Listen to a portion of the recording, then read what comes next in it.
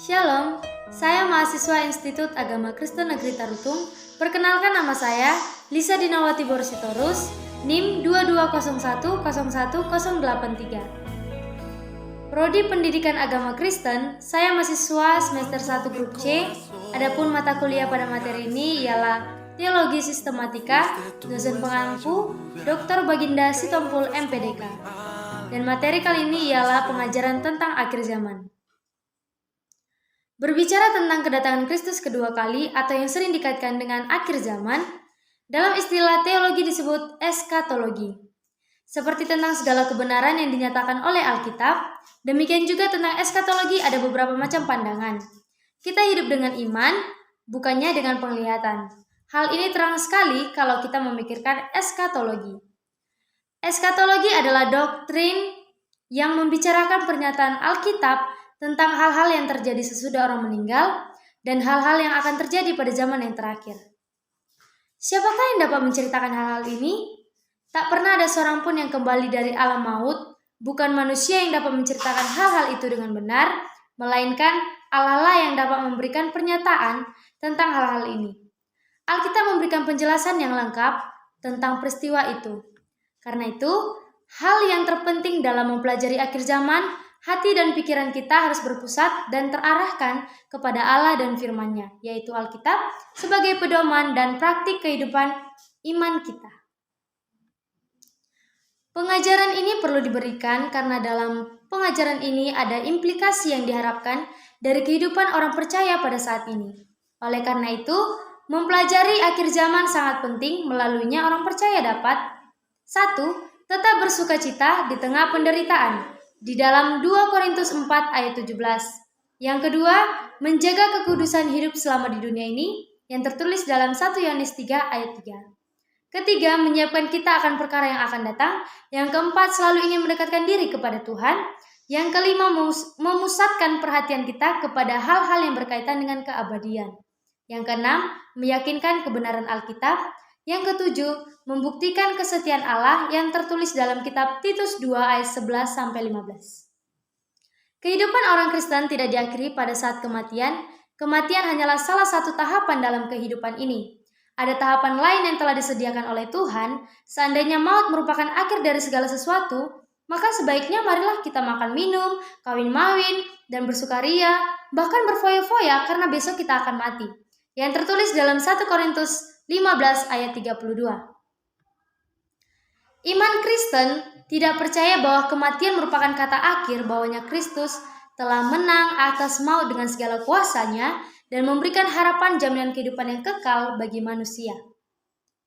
Tanda kedatangan Kristus yang kedua kalinya.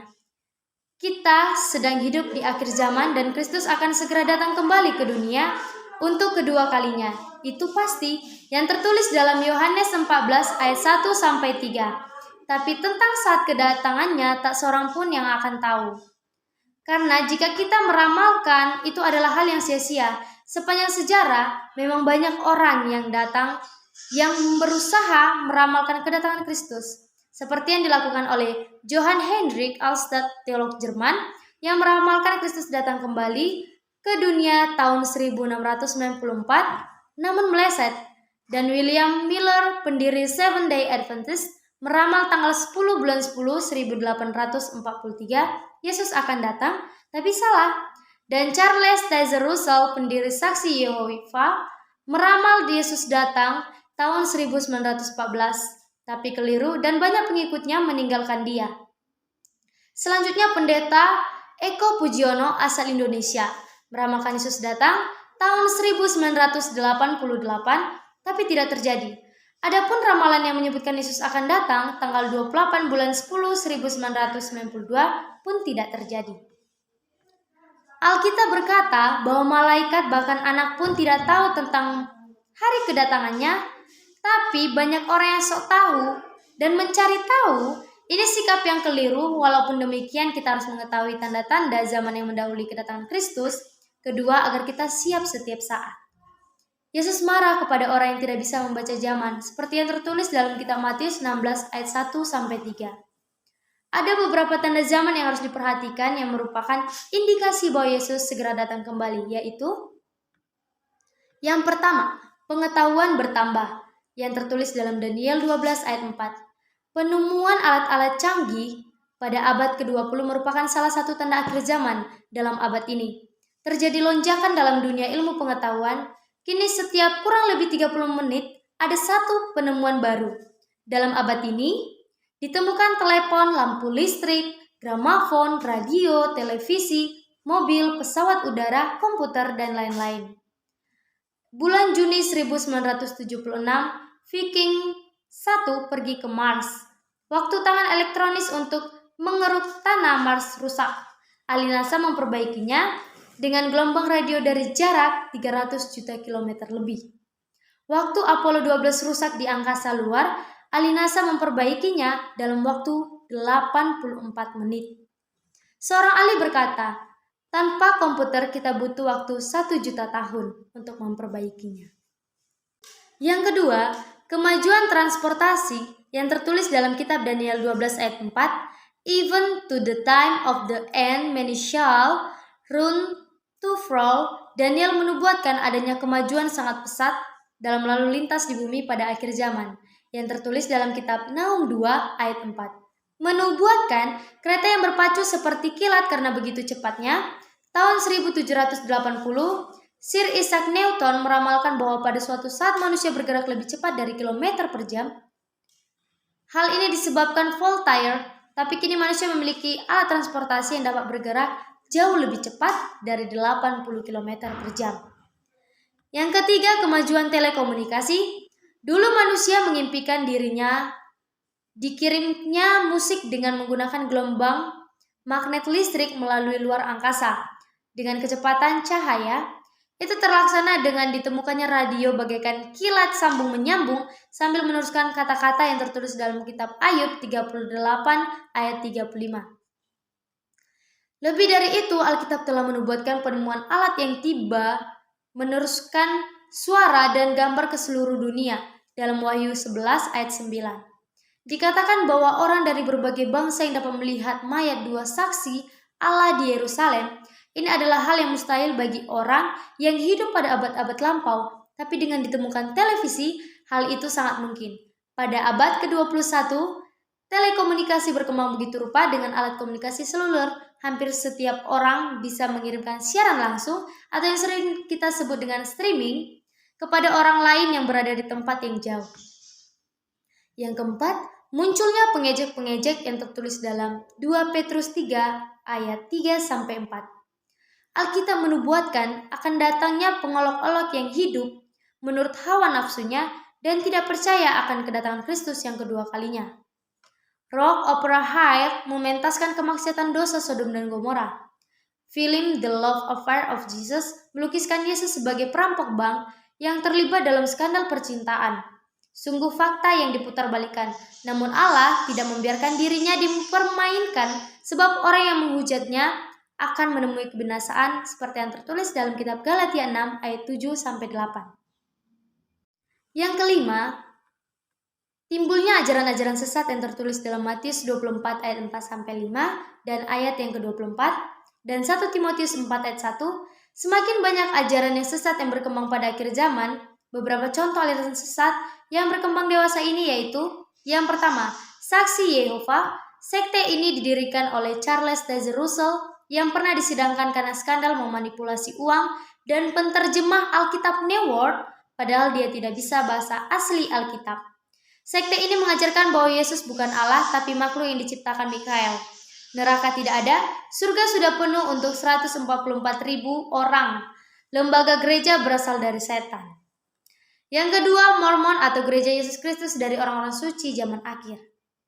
Sekte ini didirikan Joseph Smith yang mengklaim telah didatangi malaikat Moroni yang menyuruhnya ke sebuah bukit tempat ditemukannya lempengan emas.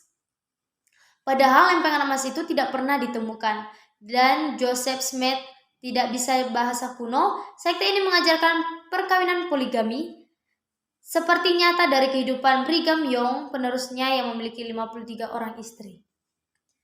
Yang ketiga, People's Temple di Guyana. Sekte ini dipimpin oleh pendeta Jim Jones yang melakukan bunuh diri massal bulan November 1978 yang melibatkan 913 orang. Yang keempat, Metropolitan Court. Sekte ini didirikan oleh Troy Perry khusus untuk kaum gay, yang artinya dia menikahkan pria dengan pria. Yang kelima, Gereja Setan. Gereja Setan didirikan oleh Anton Szandor Levy yang ditujukan untuk menyembah setan, berpusat di California. Mereka memakai istilah gereja, tetapi seluruh ritual dan aktivitas yang dilakukan adalah untuk manusia setan dan memuja setan. Paulus mengingatkan jika orang yang mengajarkan aliran yang berbeda dengan Injil sejati, terkutuklah dia, seperti yang tertulis di dalam kitab Galatia 1 ayat 8. Jangan kita terseret. Kedatangan Kristus kedua kalinya juga menunjukkan kemenangan mutlak Kristen atas iblis. Hal yang terjadi ialah, yang pertama, Antikristus dan nabi palsu dicampakkan dalam lautan api, Wahyu 19 ayat 20. Yang kedua, setan dirantai dalam jurang maut 1000 tahun lamanya, Wahyu 20 ayat 1-2. Pada akhir kerajaan 1000 tahun, iblis dilemparkan dalam lautan api, Wahyu 20 ayat 10. Yang ketiga, semua para pengikut Antikristus mati dan rohnya masuk ke dalam maut atau Hades, menunggu dibangkitkan menghadap pengadilan tahta putih yang besar untuk kemudian dicampakkan dalam neraka lautan api, Gehenna, Wahyu 19 ayat 21. Yang keempat, Yesus menjadi raja dalam kerajaan 1000 tahun di bumi, Wahyu 20 ayat 4-6. Ada dua tahap kedatangan Yesus yang kedua kali. Tahap pertama, tersembunyi, yang tertulis dalam Matius 24 ayat 23-26. Tidak dilihat oleh semua orang kecuali oleh orang percaya yang akan mengalami pengangkatan. Yang kedua, seperti pencuri, yang tertulis dalam 1 Tesalonika 5 ayat 2, tidak seorang pun yang mengetahui waktunya dengan tepat. Pencuri datang pada saat yang tidak kita duga-duga. Hal ini berbicara tentang kedatangan Yesus yang tiba-tiba dan tidak seorang pun menyangka hal itu akan terjadi. Yang ketiga, suasana saat kedatangan Tuhan. Tahap ini adalah suasana damai, aman, dan tentram, seperti yang tertulis dalam kitab 1 Tesalonika 5 ayat 3. Yang keempat, Tuhan datang di awan-awan, 1 Tesalonika 4 ayat 16-17. Yesus tidak menjejakkan kaki di bumi, tapi di awan-awan, dan setiap orang yang percaya akan diangkat. Yang kelima, untuk sebagian orang, yaitu bagi yang percaya, Matius 24 ayat 38-41. Yang keenam, untuk mengangkat orang kudusnya, Lukas 17 ayat 34-35. Sedangkan kedatangan Tuhan tahap kedua, yang pertama adalah nyata, Matius 24 ayat 30-31. Semua mata akan melihat Tuhan datang dalam kemuliaannya, Wahyu 1 ayat 7. Yang kedua, sebagai raja penuh dengan kemuliaan dan kuasa, Lukas 21 ayat 27. Yang ketiga, mendarat di bumi di Bukit Zaitun, Zakaria 14 ayat 4. Yang keempat, dia datang bersama orang kudusnya, Yudas 1 ayat 14-15. Yang kelima, terjadi sesudah masa kesusahan besar, yaitu pada masa perang Harmagedon, Matius 24 ayat 29-30, Wahyu 19 ayat 19-21. Yang keenam, disertai dengan penghukuman bagi orang-orang yang tidak percaya pada Yesus, Lukas 23 ayat 30. Pengangkatan. Ada satu peristiwa pengangkatan yaitu 1 Korintus 15 ayat 51-53, 1 Tesalonika 4 ayat 15-19. Adalah hal yang akan dialami oleh orang yang percaya pada waktu Kristus datang yang kedua. Peristiwa yang terjadi pas saat pengangkatan adalah sebagai berikut. Yang pertama, penghulu malaikat berseru. Yang kedua, sangkakala Allah berbunyi. Yang ketiga, Yesus turun dari surga. Yang keempat, orang yang mati dalam Kristus bangkit. Ini disebut kebangkitan pertama, Lukas 14 ayat 13-14, Wahyu 20 ayat 6. Yang kelima, orang yang percaya yang masih hidup tidak akan mati, melainkan diubahkan dalam sekejap mata, mengenakan tubuh kemuliaan. Mereka yang telah dibangkitkan dan diubahkan diangkat dalam awan menyongsong Tuhan di angkasa. Jemaat akan diangkat ke atas ke awan-awan, maksudnya naik ke tempat Kristus berada, yang tertulis dalam Kolose 3 ayat 1. Yang keenam, 1 Tesalonika 4 ayat 15-17, kita hidup akan diangkat. Yang ketujuh, 1 Korintus 15 ayat 51-53, kita tidak akan mati semuanya, tetapi kita semuanya akan diubah.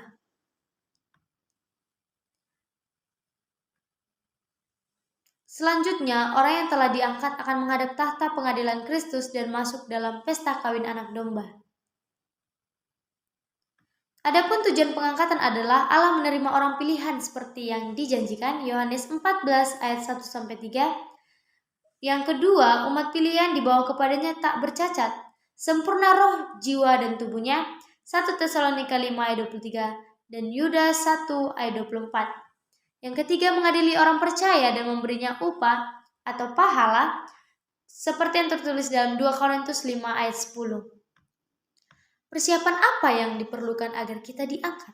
Yang pertama, lahir baru, yakni menerima Kristus sebagai juru selamat sehingga menjadi anak-anak Allah, yang tertulis dalam kitab Yohanes 1 ayat 12, Yohanes 3 ayat 3, Yohanes 3 ayat 5, dan 2 Korintus 5 ayat 17.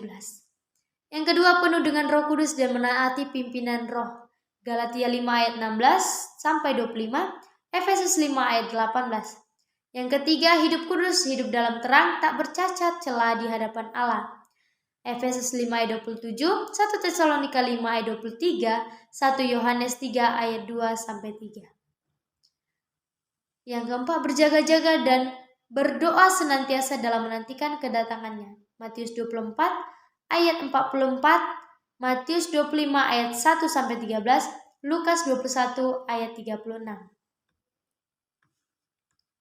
Waktu pengangkatan adalah suatu keadaan dibawa pergi. Kata Yunaninya harpazo yang berarti mengambil. Mengenai waktunya ada 4 pandangan, yaitu pengangkatan parsial, presibulasi, midribulasi, dan postribulasi.